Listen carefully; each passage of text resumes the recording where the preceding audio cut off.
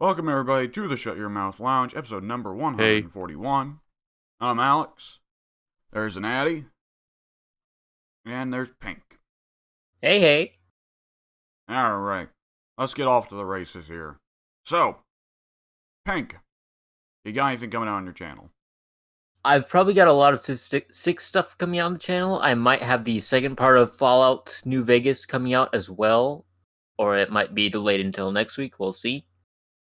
Alright, Addy, you got anything coming out on your channels? nope. I might have something coming out on my channel. This past week I was planning on releasing Total War Shogun 2 episodes, but was super fucking busy and instead just wound up releasing a 5-hour recording of me and Mike playing Mortal Kombat. Nice. Hopefully I'll be less busy this coming week and I'll be able to record something. I don't know. Or maybe I'll give streaming a shot. Doubt it. For the group channel, on Monday, there will be Don't Starve Together Part 2.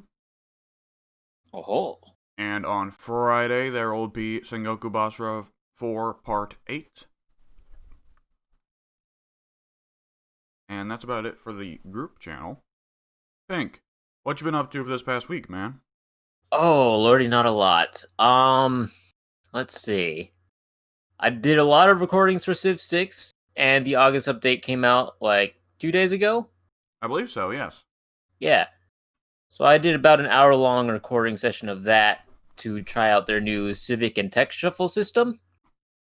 And I played with that a lot off recording as well.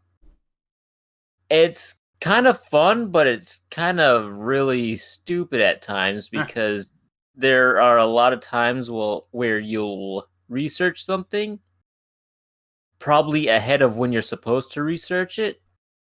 So, like, an example, I've been playing Indonesia on a attempted science game until I discovered that Korea is on their own continent all alone, so that's gonna go fantastically.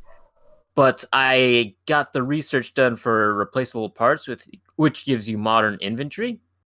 I have yet to even find where oil is in my tech tree, so I'm not gonna have access to that in quite a while. I unlocked a... what is it?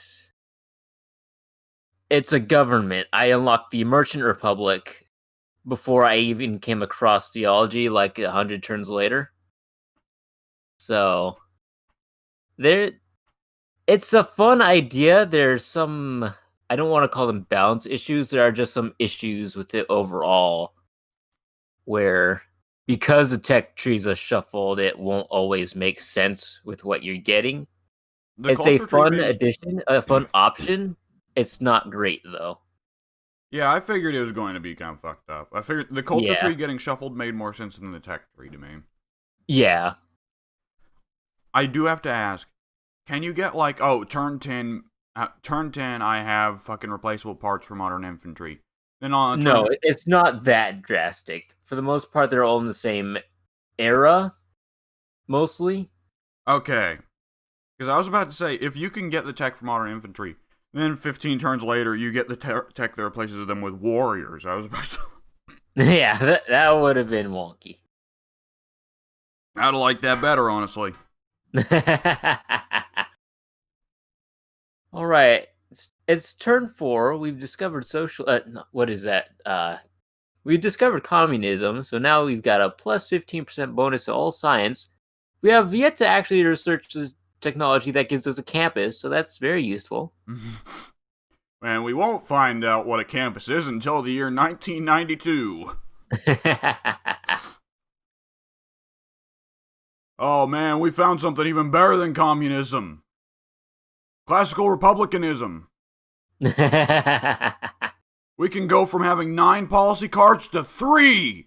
What an upgrade, boys! And I saw you were complaining about the changes they made to the amenity system. Oh, yeah. So, you no longer get that free amenity in each city you settle.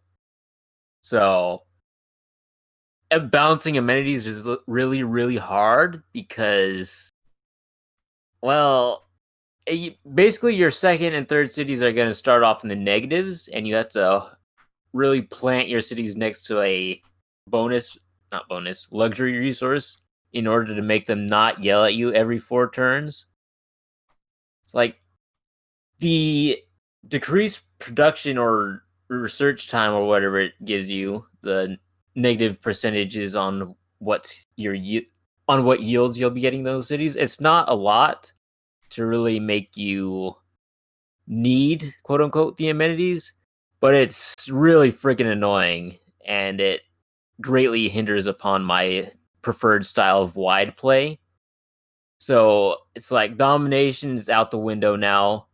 Science has been crippled by the fact that you'll consistently need amenities in order to get your people working at 100%. Culture victory has been buffed significantly.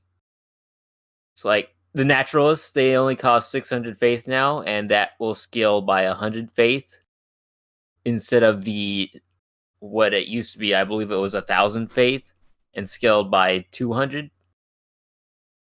So basically, everything about the culture victory got buffed because now the amenity complex, entertainment complex, not amenity, the entertainment complex, which gives you amenities, that now gives a adjacency bonus to the theater squares. So you're no longer having to rely on the world wonders to get bonuses from that, and you can get some pretty ridiculous adjacency bonuses now by chaining entertainment complexes and water parks and world wonders. So it's a good time for anyone who likes to go for a culture victory and maybe religion as well. Domination is no longer applicable, I would say, because it was already a pain with the loyalty system. And science, like I said, because you're always going to have to juggle the amenities, it's just easier overall to go into culture instead. Well, the science victory always needed a nerf. It was always, like, by far the easiest victory to go for. Right, but I don't think nerfing all the playstyles in favor of going back to the situational, okay, here's the one victory you're allowed to go for, was the answer. Well, I don't think that the science victory is weak enough that, like, you can just make it like, oh shit, well, science victory is not happening anymore. Science victory is always reliable in Civ, no matter what. I suppose that is true. I think, like, it sounds like the amenity thing is the thing that's going to bug the shit out of people, and so they're probably going to undo it. But I think nerfing wide playstyle in Civ 6 is kind of necessary because they wanted to try and add more viability to the tall playstyle by just introducing the Mayans. And that didn't really work. It's still, like, the Mayans still want to go for the tall playstyle, are supposed to go for the tall playstyle, but, like, still by far in Civ 6, wide is far, far better. Yeah. And honestly, they could have nerfed wide playstyles much harder here, because they still didn't touch, like, science and culture things. Like, the thing in Civ 5 is that every city you have increases the science and culture thresholds for, like, your new texts and your new policies by a massive amount. Does it increase it at all in Civ 6, or just by a small amount? Probably only just by a small amount, not big enough that I've been able to notice. Yeah, so in Civ 5, you were nerfing yourself every time you added a city. Civ 6, you aren't nerfing yourself every time you added a city, but, like, you can't just shoot out free cities all over the landscape anymore. Right. At least until you get to the late game. I think it's an interesting idea, but it's something they need to work on because this is just going to get people to complain. Right. This is also one of that's those what things, I've been doing all week. This is also one of those things where people aren't really going to understand it because the amenity system is really unintuitive. Yes.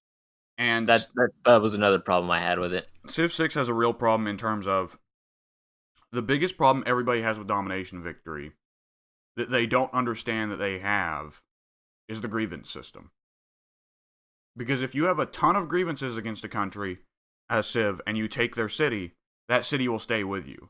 Whereas if you declare war on a Civ for pretty much no reason, or like they have a ton of grievances against you, that city will almost immediately flip back to the owner. And Right. that was Soon's whole thing. Is when Soon came in and started playing Civ 6, he was like, "What the fuck? I can't play domination. All the cities just flip back." And it's because Soon was just declaring random war on people, and they never explain that. There's no reason Soon should have known that because they don't fucking explain it.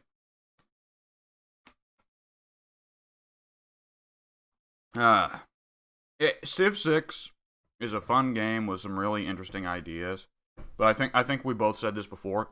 Civ 6 was very obviously rushed, and by far the most rushed aspect is it is very, very user unfriendly.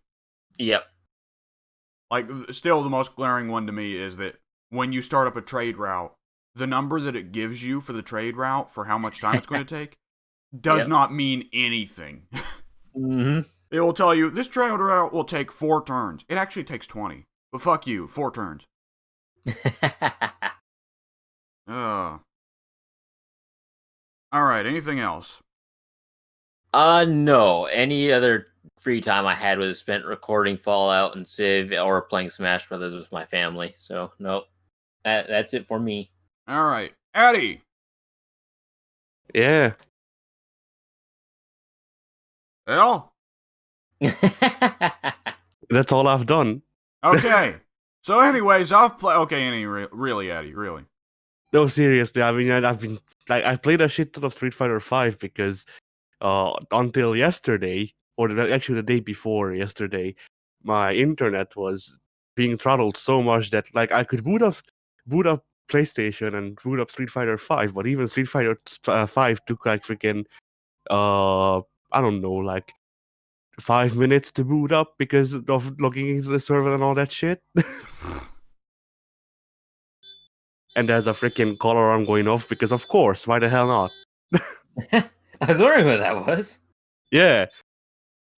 All right, they shut it up. Anyway, but yeah, so I spent a lot of time playing that because I don't freaking know. Bloody call alarm. And aside from that, I played Tekken 3, a bit of it just today. Tekken 3? And yeah. Alright. Bloody hell. I love it. I love refrigerators, but yeah. Oh, I love living in a freaking condo or whatever the hell this is, flat. And I love people. They are fun. Yeah. So I played Tekken 3 because I just got that feeling of, I want to play some older games, and I do own a freaking PlayStation Classic because the freaking Nintendo Classic was sold out. Genuinely, that's the reason I own a PlayStation Classic, because I went to one of the bigger Tesco's, and they had an SNES Classic with Earthbound on it, and Earthbound isn't in the freaking European SNES Classic, and it was like freaking $20 or like 30. So I was like, I'll come back, because this was when I was working. So I was like, I'll come back next week and I'll buy it. And then I came back next week, and it was gone, and the only thing they had was the last PlayStation Classic. So I owned the last PlayStation Classic that was sold at Tesco's. Oh man, lucky you. I mean, it's better than nothing. You got to play Final Fantasy 7. Yeah, I did. And Persona 1. So that you may dance crazy.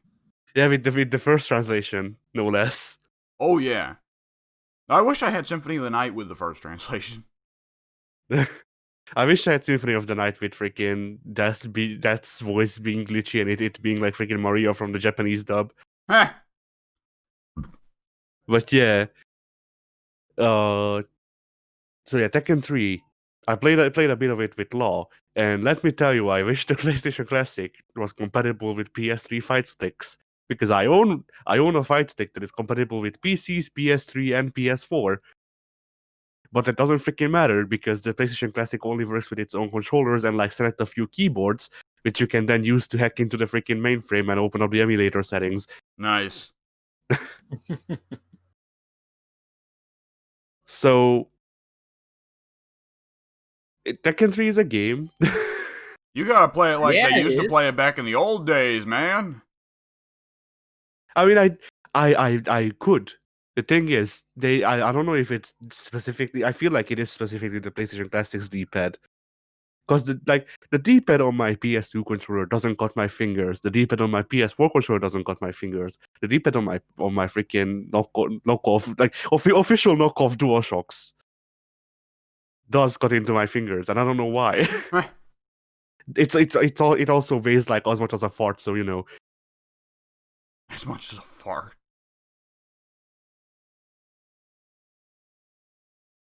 It barely exists when it comes to mass. Yeah. So that might be it. They might have just cheaped out on some of the components, which I guess understandable, but still, like you want to commemorate like the old days. And like, not only do you not have any of the freaking Crash Bandicoot games, which is the thing that most people remember it for, or Tomb Raider for that matter. Oh yeah, there's no way in hell they're getting Tomb Raider. But also cheapo freaking USB like not even DualShocks, because this was they're mimicking the style of the controllers before the DualShocks. Huh. It has no analog stick. Like I legitimately think where it said, I legitimately genuinely think that where on the PS4 controller and on the PS2 controller it says DualShock. If you check there on the PS Classics controller, it just says Sonic controller, and that's it. That's its name, Sonic controller. It's the controller for your Sonics, yeah. Yeah. I had no idea. Yeah, the thing with the PlayStation Classic is, like, I don't regret buying it because there's a couple of games that I never would have played otherwise. I still kind of wish it had Strider 2 though. Like that, there's a couple of games where I'm like I'm not too well versed on the PlayStation's freaking library, and I don't have that many freaking games that I want. But there's still times that I look at games from back then, and I'm just like, it would be fun if this game had it, or if this mini console had it. The Then trouble again, is that Strider 2 is a little too obscure, and unlike Persona 1, its sequels didn't get massively popular. yeah, that time Capcom's freaking put it in the bin. I don't think they remember it exists now. Yeah, Capcom just kind of, some franchises, they're like, you know what, if we come out with a remaster for this, it might remind people that it exists.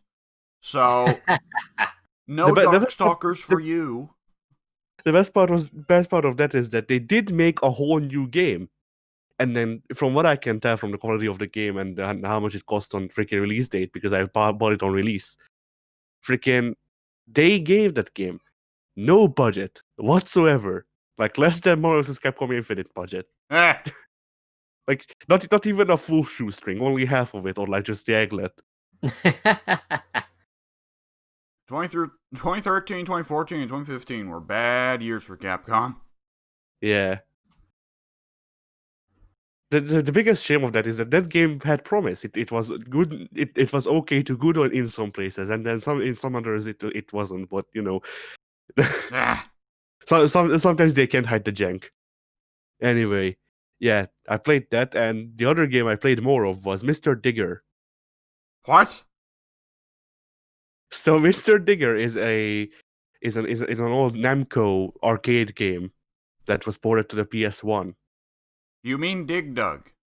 No, not Dig Dug. Although I think the main character might be the same, or they might like they might have been they might have been supposed to be the same guy or like a descendant, but I don't think so. Huh. Let me check.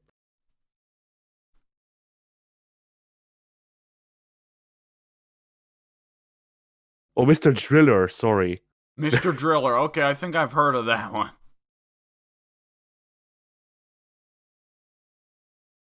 So yeah, that's the one I've been playing. It's a sort of puzzle game where instead of like lining up blocks and shit, the blocks are already lined up, Yeah. and you're supposed to go down them by drilling down, and if you drill one color, then all of those cluster go away, and that's how you build score. So it's like Tetris in that way, I guess, or like freaking, I don't remember the name of whatever. You know, it's a bit some of its mechanics are like a normal puzzle game, and some of its mechanics are more like Dig Dug. I see. There's also like instead of a time limit, you have an air meter, and you're supposed to reach the lowest point in this mountain of blocks. But as you go further down, your health meter decreases faster, and you're supposed to pick up health or air to make it so you don't die as fast. It's a fun game, All right. and that's genuinely all I've done. All right.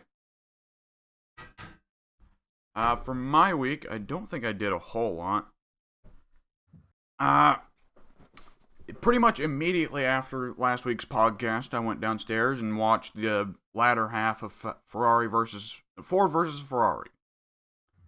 All right. Which was not a movie that I was particularly interested in, because even though I can like Matt Damon and I can like Christian Bale, it seemed like a car movie, you know? Cars are boring. Yeah, that. I mean, I had to watch in movie class. They forced us to watch this, like, half documentary, half like action movie, I guess, something along those lines, or like tragedy of like some Formula One racer, and I couldn't give less of a shit. It was one of those movies where most of the class went on to because you can over here you can choose which classes to have exams for on your 12th year when you leave high school, and a lot of people choose media because they think it's easy. Yeah. Those fools. I mean, depending on the school, it actually is usually easy. It's just so sometimes in some places people actually expect you to watch a movie and make a critique. And that was basically the issue here, because nobody gave, like, most of the people who were there didn't give a shit about movies. So me, or well, it's not that I don't give a shit about movies. I just don't watch them really. I can have fun with a movie. I just don't usually go out of my way to watch them. Yeah. Right. But yeah, so it was either people who didn't give a shit about movies, or people who watch freaking Fast and the Furious on Roop, or people who play sports. People who play sports are for whatever reason really keen on getting on easy grade in media. Oh man, not an American school. In an American school, they already have a specific class set up to help the athletics team get by easy. Yeah, over here I'm they not actually joking. had. I believe you. And over here we actually have them they also have to take a written exam. They have to like write about sports history and shit. I heard a rhythm exam at first, and I was like, "Wait, what? What That's kind of for schools do they have over there?" that's for dance class. Yeah. I've never had a rhythm exam before. I probably would have failed. I remember when I went to my senior year of high school, they asked me to sign up for classes, and I was just looking over the list, and I was like, oh, Middle East history, that sounds good. I threw that on the list. I brought it to the teacher, and well, not the teacher, to the, whoever, the advisor. Yeah. And she was like, honey, the Middle East history class is just a gimme for the football team. Only the football team was allowed to join, and it wasn't a real class. I assume it was just an extra hour of football practice. Probably. It wouldn't surprise me. Yeah, over here you actually can't choose which classes you go to. You just get given. You just get them assigned by. Well, actually, it is assigned by a headroom teacher, I guess. But yeah, Because they know what's best for you, you know. Yeah. All 50 kids that they're in charge of. So yeah, usually you can't actually you don't choose if you want to learn freaking extra hard maths or normal maths or whatever. When you sign up for the school, you choose if you want to go into extra hard maths or not. Like that's one of the tick boxes, and then they give you a headroom teacher based on that, really. Huh. So like my because technically my class didn't have a specification, but because I was there and I was the school's freaking idol for whatever reason. Like I wish I was joking, but the principal continuously made like remarks about how the school is in its golden age because I'm there because I advertise it for free. But it wasn't even free. That was my tutorage. But anyway, yeah. So because I was there, technically the class was specified to be freaking like in English and media. Eh. Even though the headroom teacher was a German teacher. So logic. But yeah, over here we can't choose the classes. We get given like, okay, so you just have literature, maths, freaking geography, like language. The two types of language, Heh. both native and foreign, and then freaking yeah, and that's basically the skeleton. And then depending on the year, you might get like media or art or whatever. And then once you're at the 12th year, then when you're leaving school, then you can choose which one to take a final exam in. At the end of the year, the skeleton crew, the first 5, you have to take all of those.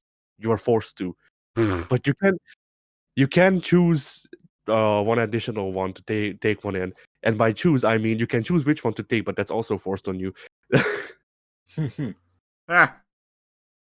But yeah, so that's how it is. Some people get to choose too, but that's usually when they have like learning disabilities, and because of those they can't deal with stuff. Right. Yeah. So, excuse me.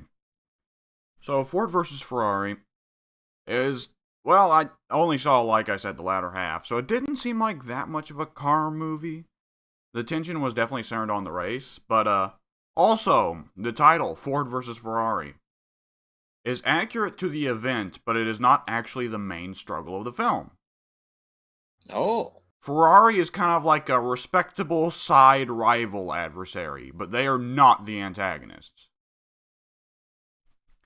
Instead, it's all about Ford. Basically, the whole thing, the plot of the film, just the start of the film. I won't say the ending, though it is a historical film, so Gee, I wonder what happened. history books provide spoilers, people.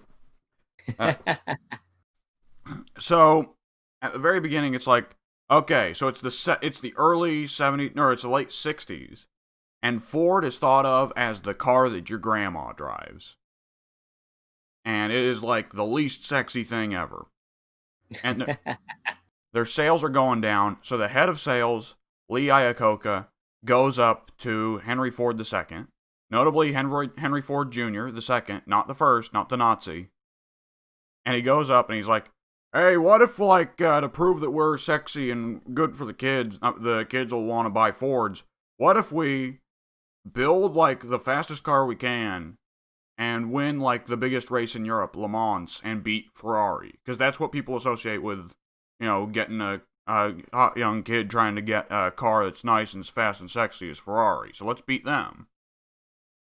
And Henry Ford II's like, okay. And then Lee Iacocca's like, also, let's get, like, this former pro racer who's now a car mechanic to build the car, and his buddy will drive the car. And Henry Ford is like, no, let's just put it to a committee and have the committee do it. And so it goes to Christian Bale and Matt Damon. And the film is really about the antagonistic relationship between those two, our heroes, versus the committee at Ford, the top board members, who are incredibly pissed that they got passed over and would honestly rather see the company sink than succeed because of two yokels rather than, their corporate board jobs. Yeah. Right.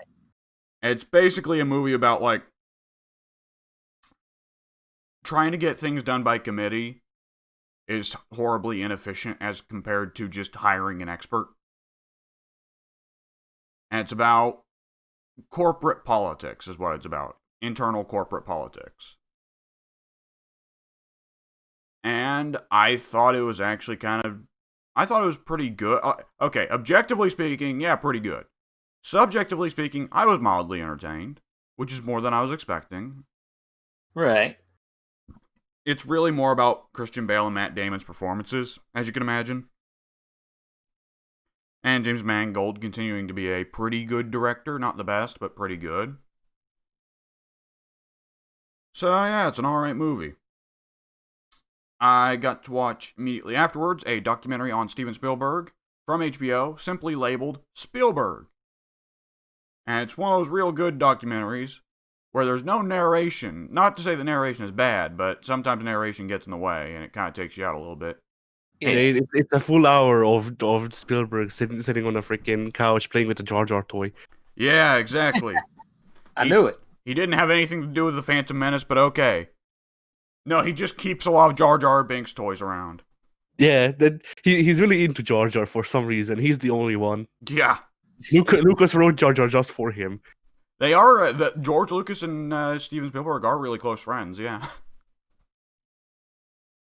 So it's all comprised of, like, them actually getting interviews, not only with Steven Spielberg, but, like, with all of his director friends. So George Lucas, Martin Scorsese, Coppola, Brian De Palma, like, the fucking top list of directors of, like, the last 50 years. They're all there to talk about Spielberg.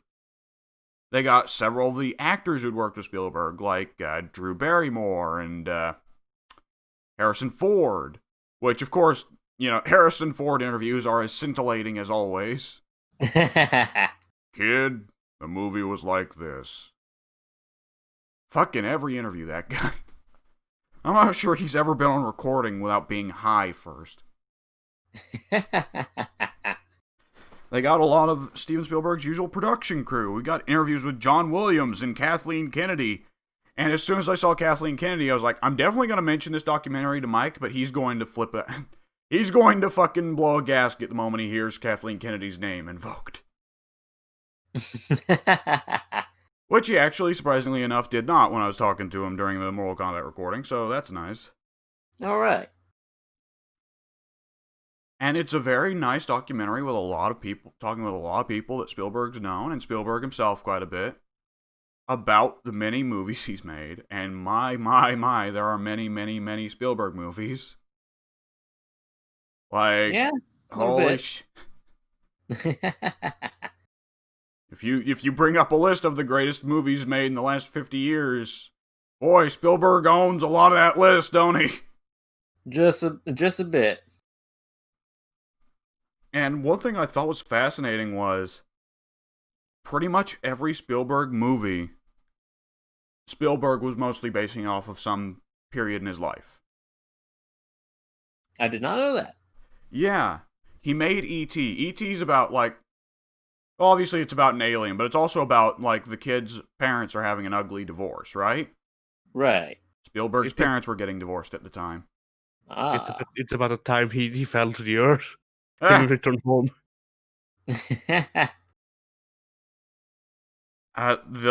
Both of the Indiana Jones movies, The Last Crusade, is a movie about Indy reconciling with his father, right?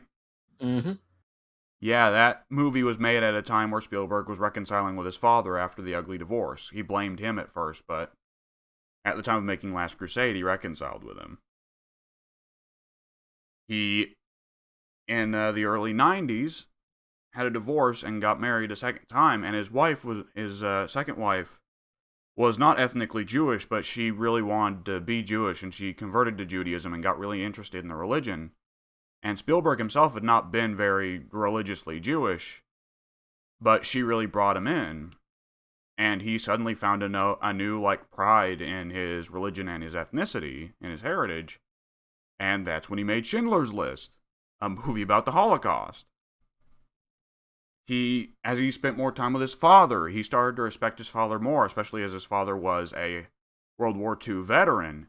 And it was as he came to respect his father's work as a World War II veteran that he made Saving Private Ryan. And Spielberg at one point in the documentary straight up says, "I've never gone to therapy because I just make movies for my therapy." I was like, it fucking sounds like. Right. I mean, he made Munich, War of the Worlds, and Minority Report all as part of his way of dealing with his views on the war on terror, because he found himself sympathetic to both sides. Right. He made Lincoln because he thought that America was kind of coming apart at the seams. So, yeah, Spielberg, anytime Spielberg makes a movie, you can just watch it and be like, boy, I wonder what was going on in Spielberg's life at this time. War of the Worlds is about that one time that he went to the convenience store and they didn't have milk. Oh, man. I've been there. The Martian tripods that vaporize people are symbolism for the manager who yelled at him. Yeah. Ah, man. Oh, so that was a really good documentary. And the last movie I watched this week was actually, my college had me watch it. Death Race 2000. The original 1975 Roger Corman film. But why? Because we're actually studying Roger Corman, believe it or not. Interesting. Roger Corman is frequently referred to as the king of the B-movie. And that's always pretty well been his title. But in the last couple of years, he's recently picked up a more honorable title, which is the Pope of Pop Movies. He has always pretty well done his own thing, and he's despised the Hollywood system and pretty much worked on his own. He is famous for saving tons of money and always making his movies under budget, which is rare in Hollywood, because pretty much every fucking movie you hear goes over budget. Mm-hmm. He is renowned for kickstarting a lot of big careers. He is one who looks out for a lot of the young folk in Hollywood. He kickstarted the careers of James Cameron, Jack Nicholson, Martin Scorsese. I could keep going for a little bit here, so I'm not going. A lot of big names right off the top of the bat. Yeah, yeah, it's that's starting off pretty big right there, isn't it? He, like, one of the more famous parts is that, like, he will deliberately give extras in a film lines of more than 5 words, because once you have a line of more than 5 words in a film that plays at theaters, you are eligible for an SAG card. Oh, man. Which is really big of him to do that. He is, like, even though his movies are very famous for gratuitous fan service, he himself is famous for helping a lot of women get their starts in the industry. Which is rather big, because producers in Hollywood are known for the complete opposite. And after all this stuff about, like, how great of a person he is in real life and how influential he is and how good he is at making films, the ultimate question is, how good are the actual films he makes, though? For him to save so much money and help so many people, how good are his actual films? Well, that's a question. See, there's a thing for breadth of variety. Because that motherfucker has produced 139 films. That's a lot of films. That's a lot of films. He's personally directed like 20. So, yeah, out of the films he's directly directed, there's apparently been some real good ones. Like, he directed like 8 Edgar Allan Poe adaptations with Vincent Price that are supposed to be classics. He also directed some stinkers, like It Conquered the World, which is a movie about a evil upside-down snow cone alien taking over the world. You know.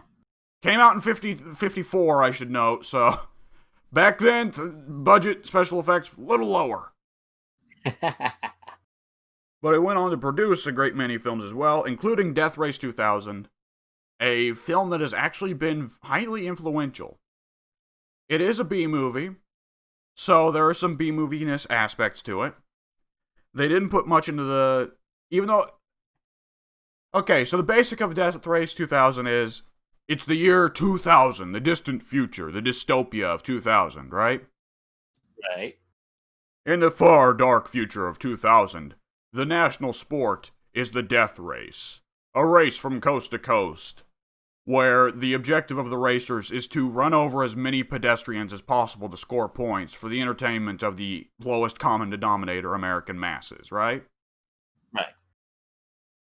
Which, that premise alone, it was kind of built to tie in to around the same time as Rollerball and Running Man were being pushed around.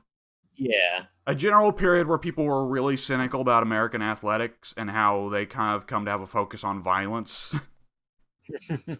I should note that it's an adaptation of a short story called The Racer by Ib Melchior, which Ib Melchior wrote the story after he was attending like a Daytona race or Indy 500 or something.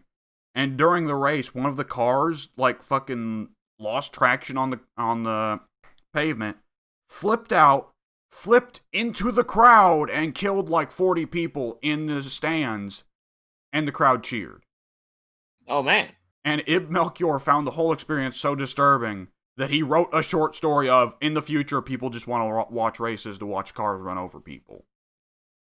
Which, honestly, after seeing that, I can't blame him for having that cynical of a perspective on American racing. No kidding. That sounds just a bit traumatizing to have been there in person for, honestly. Yeah.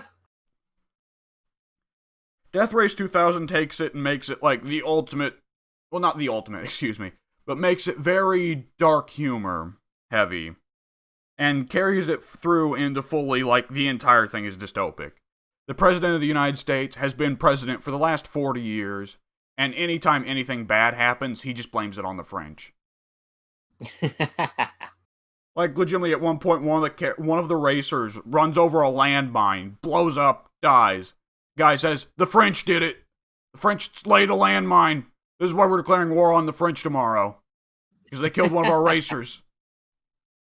Which I thought was hilarious. The cast, by the way, features David Carradine, fresh out of Kung Fu, trying to do something other than Kung Fu. Bless him. And he went on... David Carradine went on to do goddamn nothing until he played Bill in Kill Bill. And then rather had probably one of the most infamous deaths a Hollywood actor has ever had. Do you guys know how David Carradine died? Yeah. I didn't, but I think you told me last week. I may Autoerotic have. asphyxiation. Autoerotic. Not even autoerotic, because autoerotic is you're doing it to yourself. Right, So, erotic erotic asphyxiation. in a Thai hotel with a prostitute. Whoops! But hey, he's entertaining. Hey, look, the prostitute wasn't underage, so he's better than most people that go to Thailand, honestly. Yeah. He's alright in this movie. He's not the best. He's a little bit wooden, and that's pretty well what they paid him to do on Kung Fu was, hey, you're a white guy, but we're gonna pay you to act Chinese? And David Carradine took that as, okay, act like a wooden board, I got it. But the film also features Sylvester Stallone pre-Rocky. That's weird. Yeah, back in the days I where... didn't know he was alive through Rocky. He did act back then, but he was impoverished. He did porn films to try and get by. He did porn. Crazy. I had no idea. Yeah. I don't think I wanted to know. No, I didn't either. A lot of those guys started out in porn. Jackie Chan also did. That one doesn't surprise me. He's talked before about how I'll be honest. That one, yeah. Like, Jackie's also talked about how when he was younger, he used to go to brothels constantly. So, Jackie apparently was just a little horn dog when he was younger. Yeah. Stallone is fucking hilarious in this film because it's full, like, he knew what he was signing up for, I think. And they let him write some of his own dialogue because Stallone is actually a pretty good scriptwriter. Like, I think pretty much all the best Stallone films were written by Stallone, so it works out. And Stallone is a laugh riot in this fucking film because he's just in full Stallone mode. Where, like, his character goes off on the wrong road, and then he just stands up in his car and goes, and pulls out a fucking Tommy gun and starts shooting it in the air. He becomes a chopper. Yeah. Adrian! Oh, man. It's an enjoyable dark humor film, and unlike some of Corman's other films that he's produced, it's mostly quality made. There's one scene where the camera work is just like, what the fuck? But most of the scenes, the camera work is really good and provides some really interesting shots. If you want a dark humor satire from 1975 about how they thought America was going to be overtaken by macho bullshit and sociopathy by the year 2000, it's a pretty good one. And what else did I do this week? Oh shit. Avengers. That's the last thing I did this week. Oh, yeah. Yeah, you didn't say anything about that. I figured you'd have something to say about that. I forgot about that. Yeah. So, yeah, the second beta weekend, second open beta weekend, a lot more enjoyable. I was not getting notified constantly of, like, you have lost connection to the server. The toning down of motion blur helped a lot. The ability to turn off camera shake was massively helpful. And, I think I've already, like, sung the praises of that game quite a bit. I am excited to try it. I'm excited to see what comes out in the next couple months, because based off the leaks and data mines surrounding that game, they're making it sound like they're gonna fucking release 2 heroes a month for like a year. Mm-hmm. In which case, I think we can officially consider Crystal Dynamics the most well-prepared games-as-a-service developer ever. In fairness, they had like a decade of working on this thing, but yeah. That is true, yeah. Which, boy, thing is, Datamine indicates the one that's going to release first, 2 weeks after after release, is probably going to be the saddest one they could go with in terms of timing. Yeah. Yep, the first one they're adding is Black Panther. Yeah. Moment of silence. That was definitely not the news I wanted to wake up to this morning. No, it wasn't. Only 43. That's so stupid.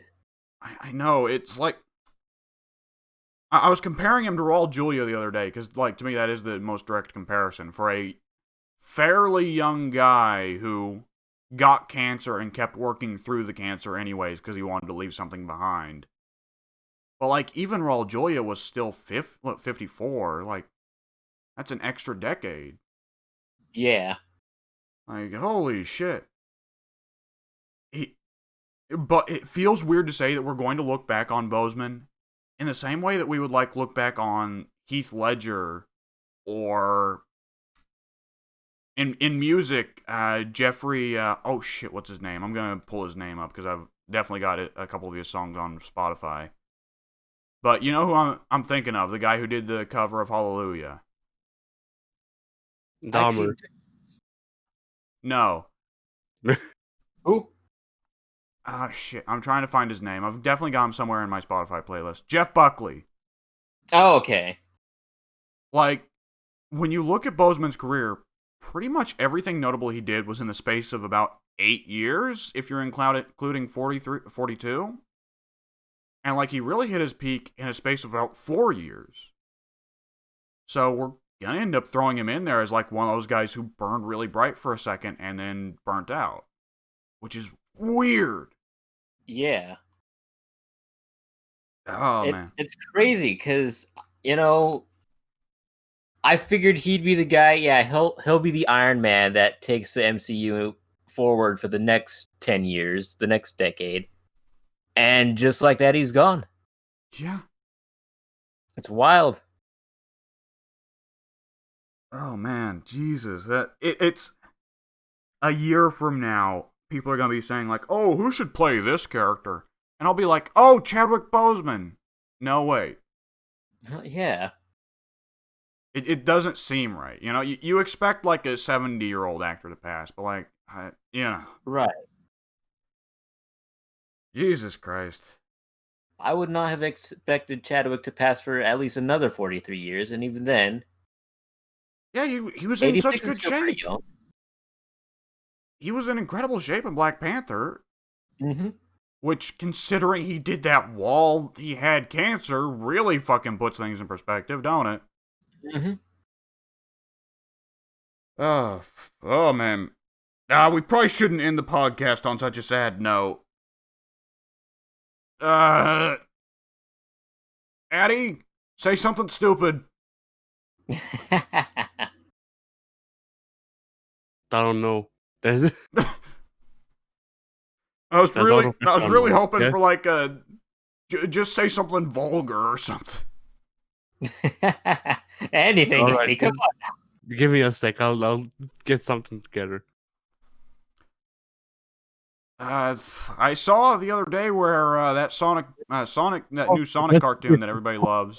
Butt munchers.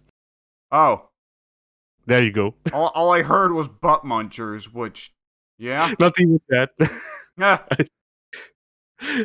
uh, I called you cock twaddling twat munchers. Hey, now that last part ain't an insult. Not yet. Someday. Not yet. I mean, I think it's the wording, well, and it's more the wording and less the freaking the actual Content. act. Yeah. Maybe if we were old school hip hop artists. I like how that's turned around so much in just the last 10 years. So that when DJ Khaled was like, no, I don't do that, that's bitch work. Pretty much every other rapper was like, well, he might not do it, but step aside and watch me work. I always kind of like imagine like step aside. Like I always it's stupid, but it reminds me of the opening theme for Hurricane in wrestling.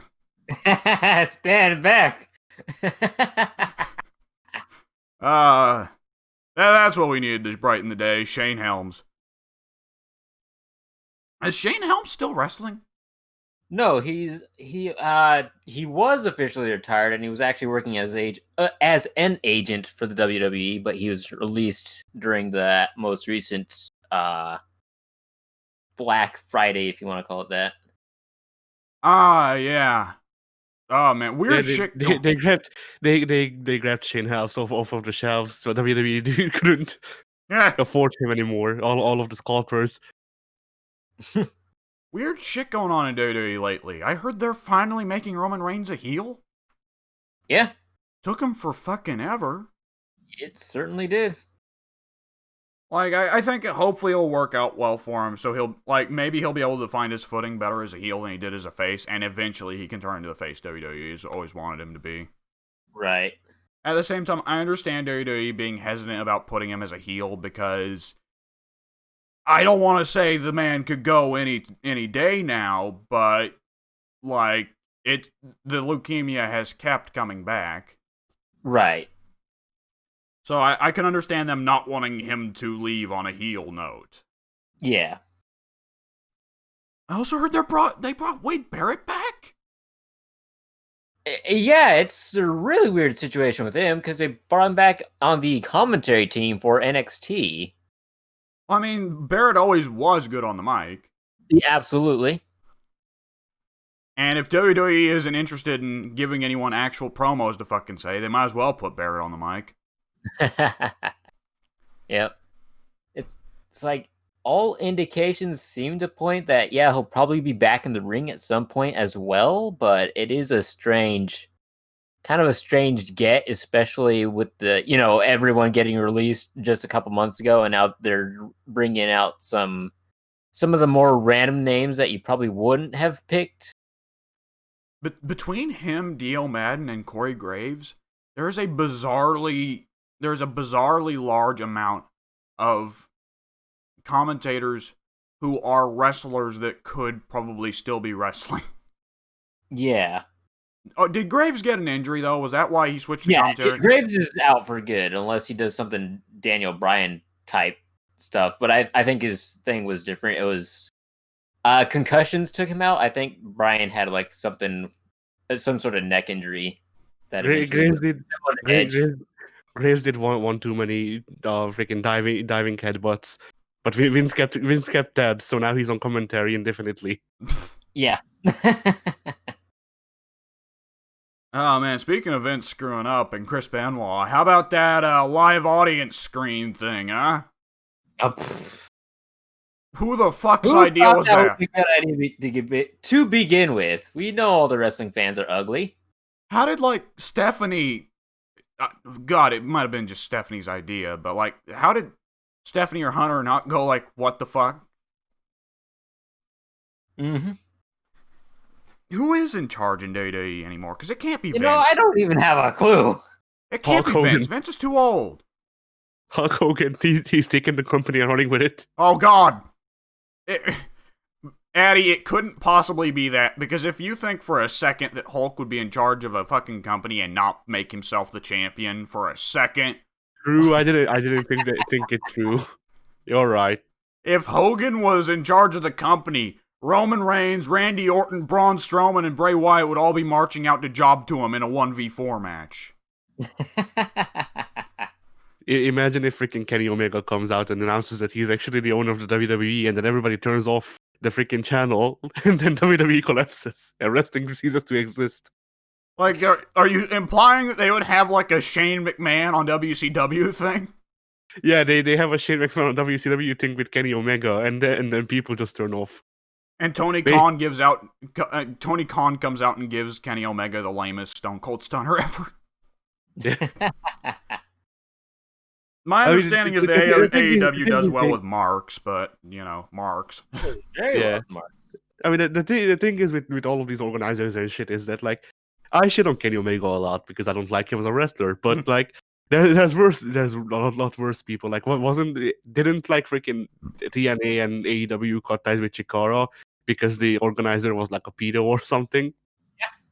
Wow, Chikara of all companies, huh? Yeah, who would have thought? Yeah, I feel like there have been a couple wrestling company owners who have been sort of ousted from the industry. Well, I mean, which is a good thing. That needs to happen. Yeah, needs to happen everywhere. Yeah, there's a lot of that old guard there that doesn't know what the fuck they're doing and need to go. Never mind the fact that many of them probably think sexual harassment is a fun hobby. Mm-hmm. Speaking of Jerry Lawler, yeah, that guy must have like Vince's blackmail or something. He must have pictures of Vince's like fucking gay orgy in a fucking file somewhere. Jerry Lawler. Jerry Lawler has the only tapes of that angle where freaking he fathered children with Stephanie. I thought you were about to say Hornswoggle. Yeah, Jerry Lawler has the tapes where Vince fathered Hornswoggle with Stephanie. Oh God, fucking, what the fuck is wrong with Vince? Really, honestly. I don't have a clue. Stephanie had twins. One of them was Hornswoggle, the other one was Ken Kennedy. Oh, for fuck's sake. Keep it in line with the storyline.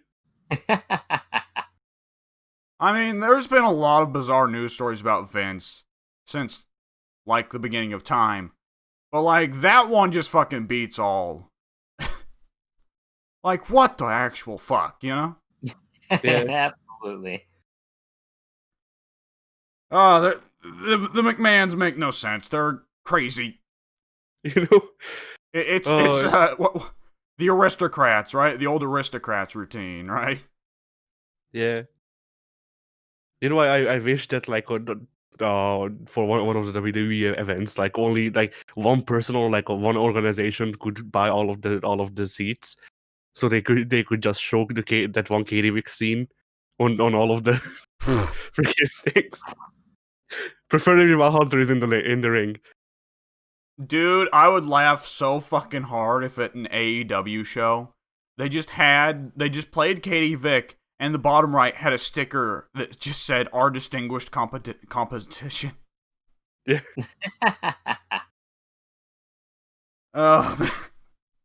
I mean, for that to happen first, the AEW would need to actually like push wrestlers, though. Yeah. I mean, It's the a- thing is, if they wanted to start a fight like that, WWE could just show a fucking Orange Cassidy match and have a sticker saying "Our distinguished Yeah, competition." I was about to say, like, they would need to actually push wrestlers instead of Orange Crush Soda. Delicious. Wasn't that the name of, like, fucking El Generico's old signature move? Maybe. I thought he had, like, a comedy move where he put them, like, through a shit zillion holds. Like, he puts them in a cradle hold, then he puts them in a double hammerlock, then he spins them around and puts them in a powerbomb position, then he puts them back in a double hammerlock, and then pile drives them. Yeah. Which, of course, was, you know, Sami Zayn, or what's El Generico's real name? I actually don't know. Let me Google that real quick. I assume that was basically his way of taking the piss out of wrestlers who go with moves that are way too ridiculously advanced. Generic Right. Zayn, that's his new name. Generic Zayn. Rami Sebi. Rami Sebi. Right, okay, yeah, no American wrestling company is going to push a guy under a name that foreign. Yeah. I'm still surprised they let him put, what was it, Arabic on his tights? Yeah. The guy's way too pale for any wrestling company to push him as anything other than Irish. Pale Ginger? Yep, he's from Ireland. Yeah. We're gonna put you on a tag team act with Sheamus. We're gonna call you the Leprechauns. But it's written Leper. Pfft. Leper-Acons. The Leper Acorns, my favorite wrestling tag team. I mean, it's a better name than the Vikings. Yeah. Do they still have Sheamus conjoined to fucking Claudio Castagnoli? No. Okay, it seemed like forever Sheamus was just conjoined to him for some reason. They dropped the Yeah. bar. Yeah. Was that their name? Right, that was their name, Yeah, the bar. That's their name. I was making a pun, yes. I hate that. That's such a lame tag team name. Could you really not come up with anything better? Of course, they But the didn't have a thing- gimmick to speak of, because this is modern WWE, so they couldn't come up with a name to speak of. Womp womp. They only lasted this long because they used their bar for the EX. No, they... I specialize in the shittiest of jokes that I can come up with. I'm not disappointed in you, just wrestling. It's... I mean, actually, that would have been some good cross promotion though, since Kenny Omega's finisher is the V trigger anyway. Oh, fucking... No, you're not... You're joking, right? No, I'm not. His finisher is Oh! called the V trigger. Oh, for fuck's sakes. Some of my dislike is freaking miasma from Kenny Omega, just by association. Pink, Some of my dislike of SF5. Yeah. Pink, the V trigger is a mechanic in Street Fighter V. I actually knew that. Somebody else had to explain it to me, but yeah, eventually I figured it out. Kenny Omega just told you why he was shoving an arcade stick up his ass. See, I thought V trigger meant something dirty. You're not a true fighting game player until you can shove an entire fight stick up your ass. Yeah. And it wasn't even one of the cheap ones like the one I have. It was the full size one, the one that Razor gave him. Oh yeah, I know Kenny Omega's like trying to be conjoined to the fighting game. Which, oh my god, that was so bad when they marched him out to announce Rose for Street Fighter V. And I was just watching it, I was like, oh, for fuck's sakes, go home, you nerd. And he was just like, he was marking out for himself so hard during that. Like, dude, it's a fucking... We're here to talk about fighting games and Street Fighter. Stop putting yourself over. He just shows up and he's like, it's me, Kenny Omega. Yes, the AEW legend, Kenny Omega, here to talk about Street Fighter. But first, I'm Kenny Omega. And Kenny Omega plays no one but Blanca. Ono is my father.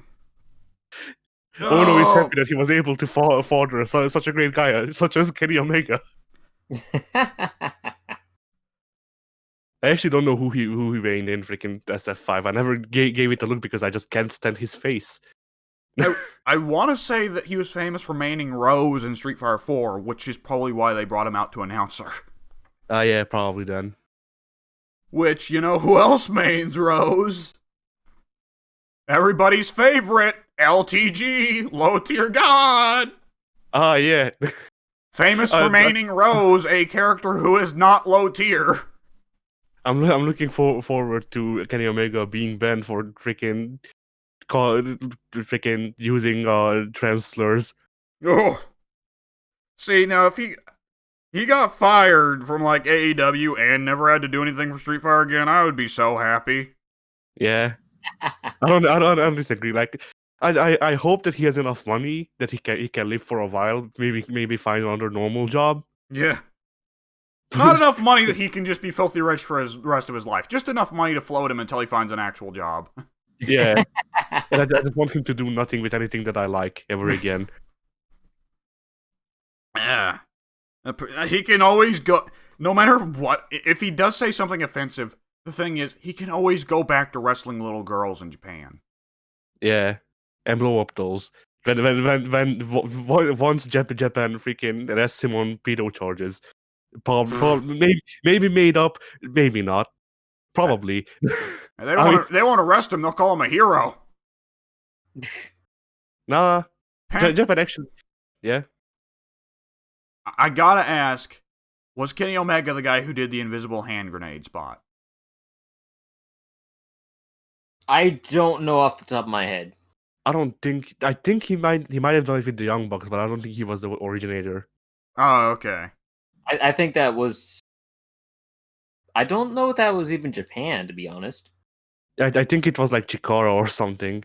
It sounds like something Chikara would do. Well, they did do the fucking hypnotist bit, so... The choke slam yourself bit. But yeah, like, despite how... what it was freaking... PWG. Chuck Taylor. Oh, PWG? I thought... Isn't that Super Dragon's company? Yes. Oh, wait, there... Okay, so the one from PWG was posted 5 years ago. Then we've got Chuck Taylor and his invisible hand grenade in Chikara from 7 years ago. So yeah, this originated in Chikara. Oh, boy. PWG really went down the fucking toilet after Kevin Steen left, huh? Oh, yeah. Kind of. But yeah, the thing with the whole like age of consent thing is like technically the law says 14 years old, by which it means that it can't be lower than 14 years old. Literally every freaking province has it at least 16. Most have it at 18. Isn't there just one island on the side that has it at 14? No. Oh. Huh.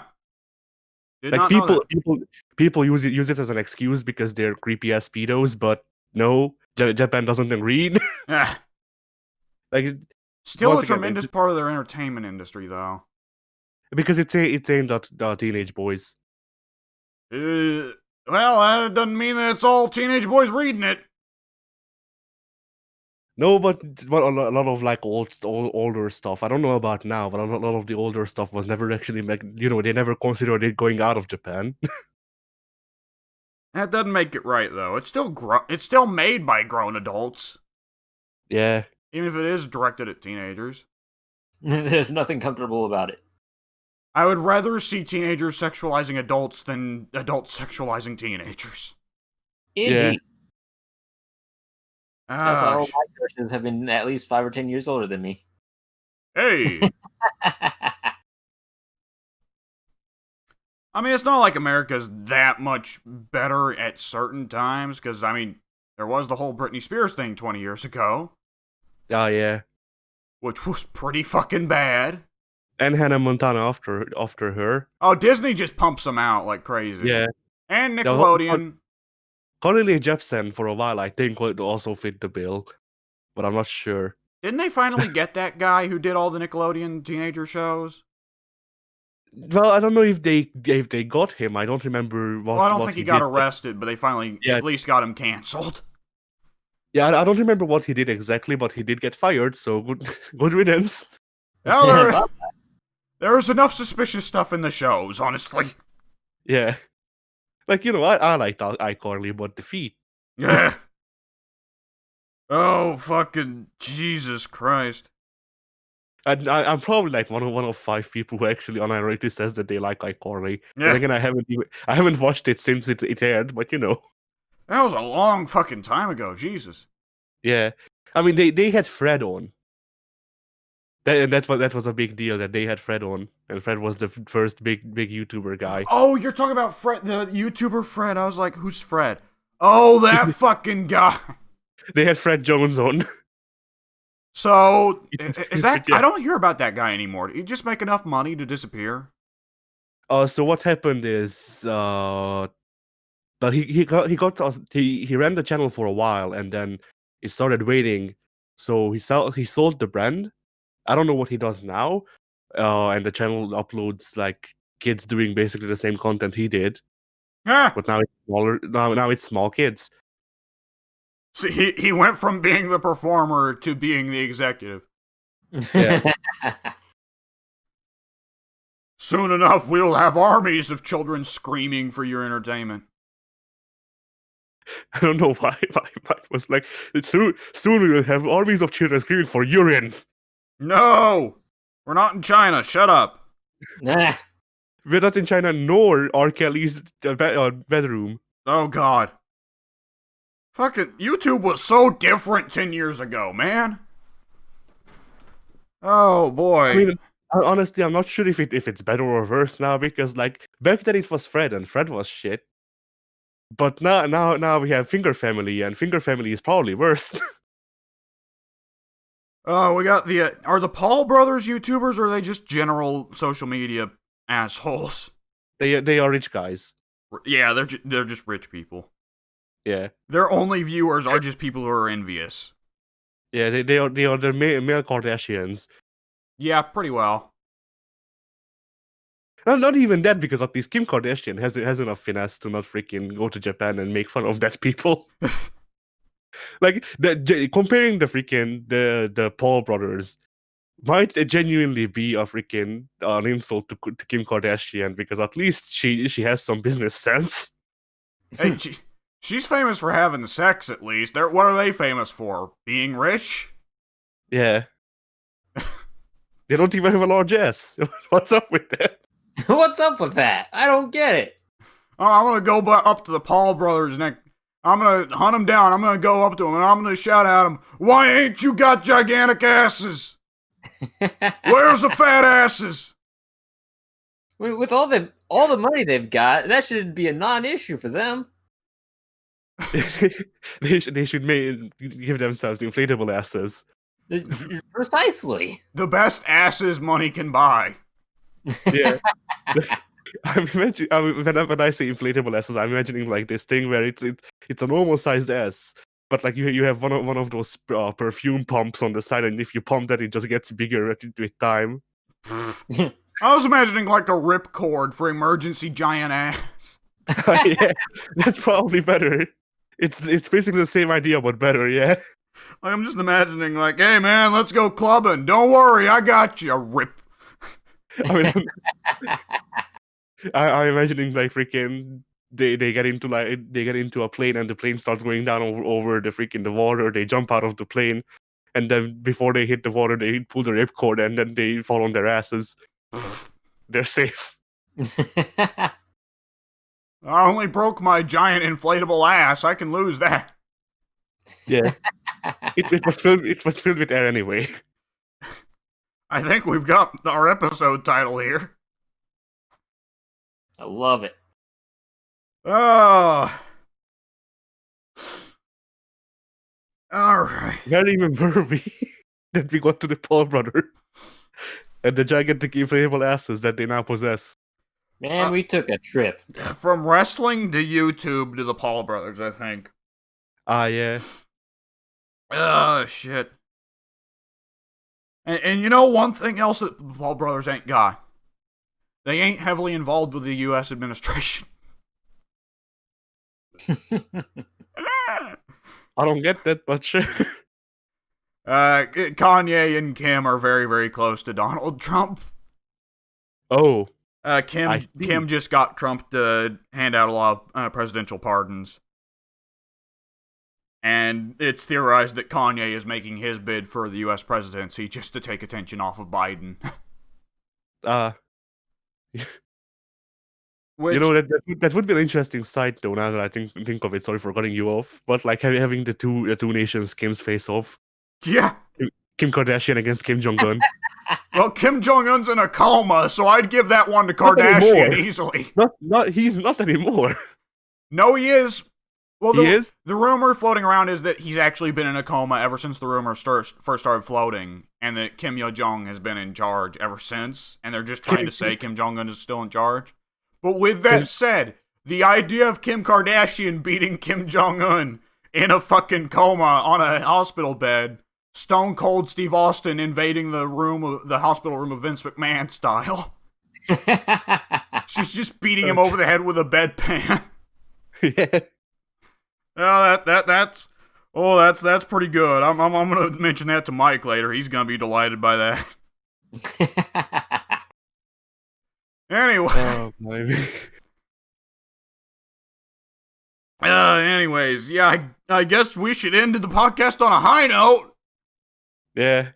Oh boy, what should be the episode title? Giant inflatable asses or Kim Kardashian beating Kim Jong-un in a coma?